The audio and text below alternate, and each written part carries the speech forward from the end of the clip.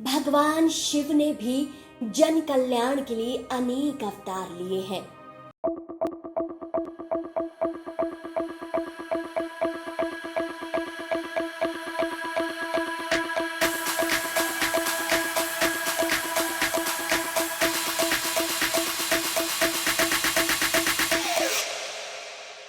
शिव पुराण के अनुसार दुर्वासा मुनि भी शिव जी के ही अवतार थे। एक पौराणिक कथा के अनुसार शिव और ब्रह्मा के मध्य झगड़ा हुआ। शिव जी अत्यंत क्रोध में आ गए।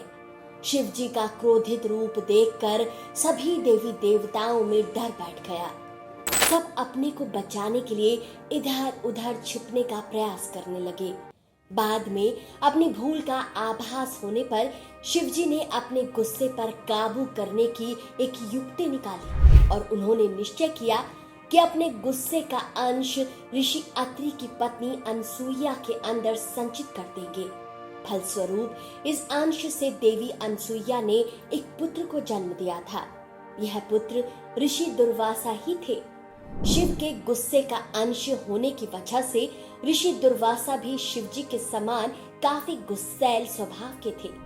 दुर्वासा ऋषि ने देवराज इंद्र को श्राप दिया था, जिसके कारण समुद्र मंथन करना पड़ा। इसके अलावा भगवान श्री राम के छोटे भाई लक्ष्मण की मृत्यु का कारण भी दुर्वासा ऋषि ही थे। आइए जानते हैं शिव अवतार ऋषि दुर्वासा के क्रोध की कहानियां। वाल्मीकि रामायण के अनुसार एक दिन काल तपस्वी के रूप में अयोध्या आया। काल ने श्री राम से कहा कि यदि कोई हमें बात करता हुआ देखे तो आपको उसका वध करना होगा। श्री राम ने काल को वचन दे दिया और लक्ष्मण को पहरे पर खड़ा कर दिया। उसी समय वहां महर्षि दुर्वासा आ गए। वे भी श्री राम से मिलना चाहते थे। लक्ष्मण के बार बार मना करने पर वे क्रोधित हो गए और बोले कि अगर इसी समय तुमने जाकर श्री राम को मेरे आने के बारे में नहीं बताया तो मैं तुम्हारे पूरे राज्य को श्राप दे दूंगा। प्रजा का नाश ना हो ये सोचकर लक्ष्मण ने श्री राम को जाकर पूरी बात बता दी। जब श्री राम ने ये बात महर्षि वशिष्ठ को बताई तो उन्होंने कहा कि आप लक्ष्मण का त्याग कर दीजिए। साधु पुरुष का त्याग व वध एक ही समान है। श्री राम ने ऐसा ही किया।